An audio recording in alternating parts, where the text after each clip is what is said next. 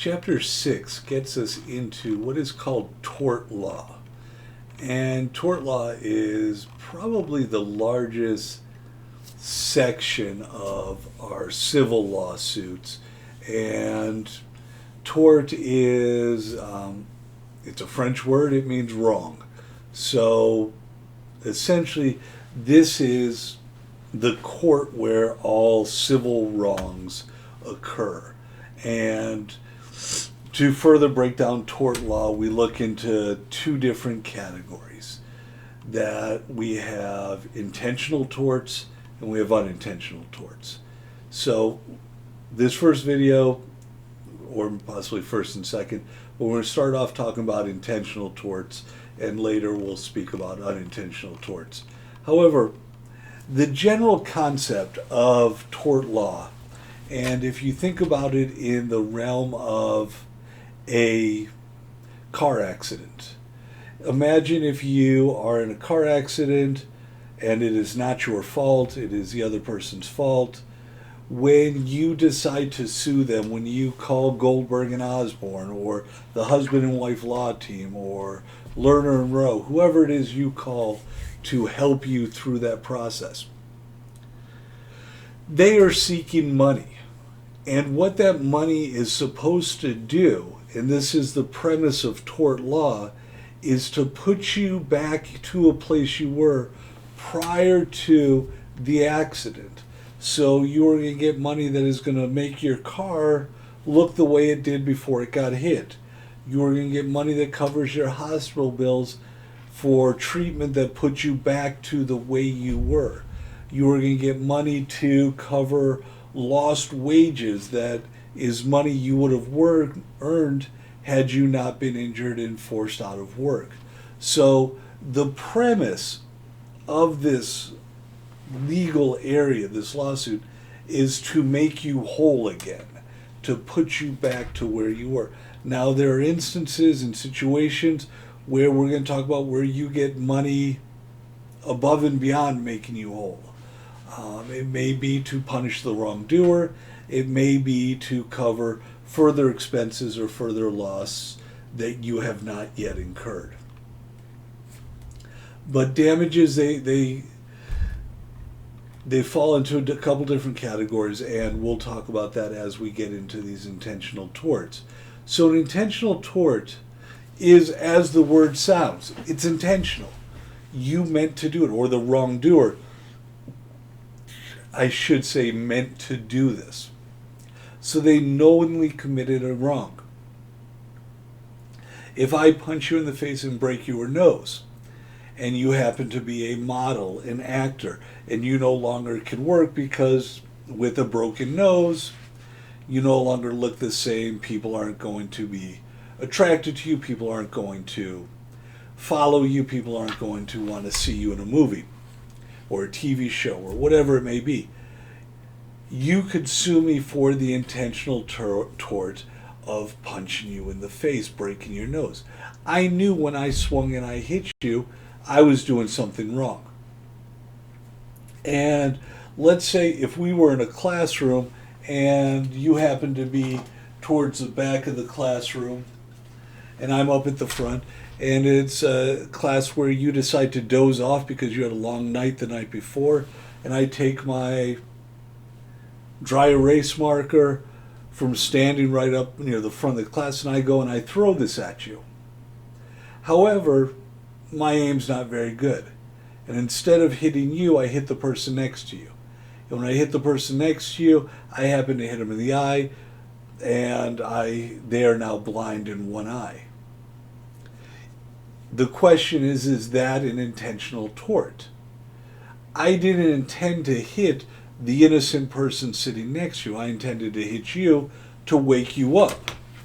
Would I still be charged with an intentional tort, or would this be an unintentional tort because it was an accident, it was a mistake?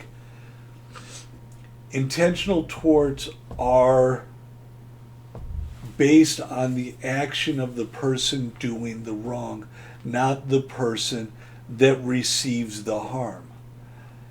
My act was intentional. My act was to throw this, to hit somebody, and to cause potential harm. It may be just a harm of enough damage to you and waking you up, or any further harm that may accrue from it. So the person who got hit by my bad aim can transfer that intent to them, and they could also sue me for an intentional tort. So it isn't based on how successful I am at my tort, but rather that I had the intent to commit that tort, and therefore I would be responsible or liable for this. Now, the book goes through a lot of different examples of what are some intentional torts, and I'm not going to spend much of this video doing that. We talk about assault, we talk about battery, false imprisonment, intentional infliction of emotional distress, defamation. Defamation I'm going to spend a minute on to kind of talk about. Defamation is a large category that fits into, there's two subcategories under it. There's either libel, there's slander. Libel is something that is written about another person. Slander is something that is spoken. So you can always remember the differences because you have slander and spoken, the two S's. Libel is written. But defamation is saying something or writing something that causes injury to another's good name, reputation, or character. The tricky part about this is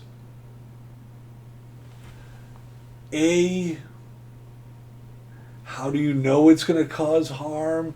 What if someone told you? Can you share? Are you responsible for information you share simply because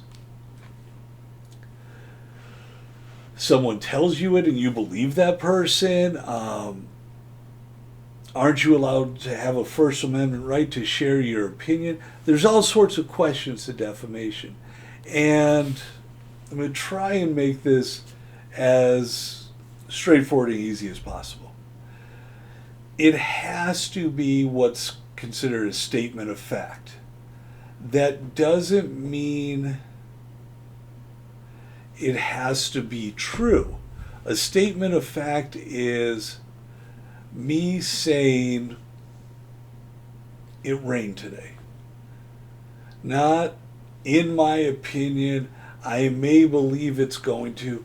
A statement of fact is just a direct sentence where it speaks to something as if it is true. Not necessarily that it is true, but as if it is true. So you have to have that statement of fact.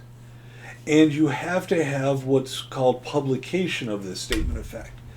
In writing, that means you have to share it somewhere. You have to post it somewhere.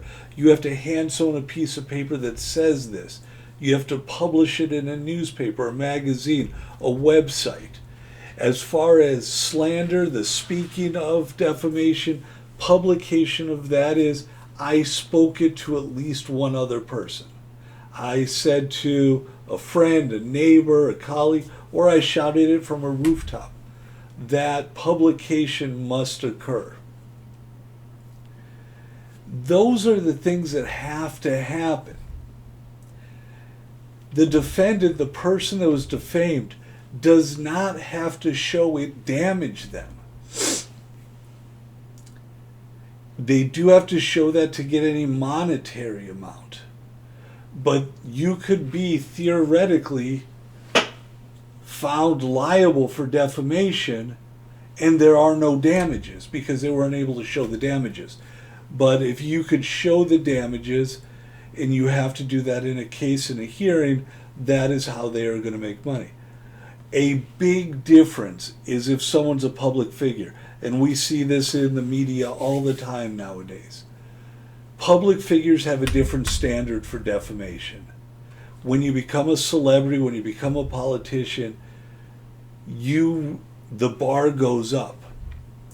You have to prove that the person who committed the defamation knew what they were saying was false, and they knew saying it would cause you harm.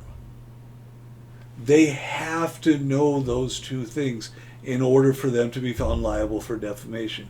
That's why you see very few defamation cases ever brought to court by people, by celebrities, by public figures. Because in order for them to get anything, they have to show that the person saying the defamatory comments or writing the defamatory comments knew they were not true. And they have, this is both, and they knew saying so would ruin the reputation. So those are the big things with defamation. We will cut it at here for this first tape and go on to video number 2.